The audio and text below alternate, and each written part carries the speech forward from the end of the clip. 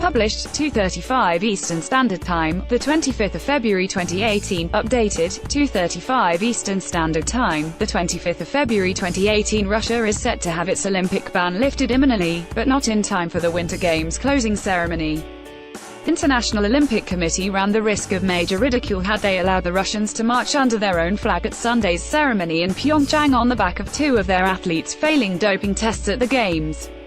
But a compromise deal means that while the Russian Olympic Committee won't have a formal presence at the Olympic Stadium here, they will have their suspension for state-sponsored doping lifted once the Games conclude.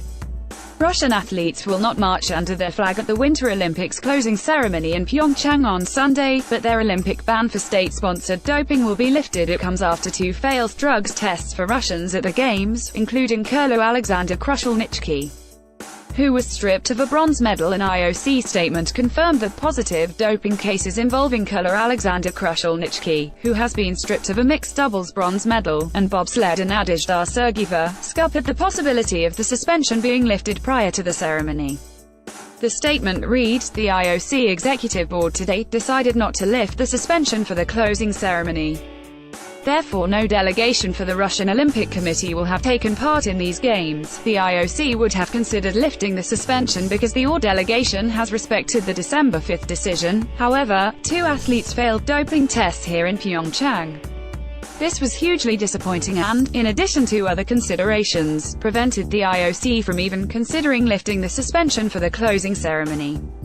Bobsledder Nadezhda Sergeyeva, also failed a drugs test during the Winter Games, are subject to continued compliance with the IOC-EB decision of December 5. The suspension of the ROC is considered to be lifted once it is confirmed there are no additional doping cases by members of the OR delegation. The imminent lifting of the ban means Russia will have, in effect, served a 3-month suspension for arguably the biggest doping scandal in sporting history.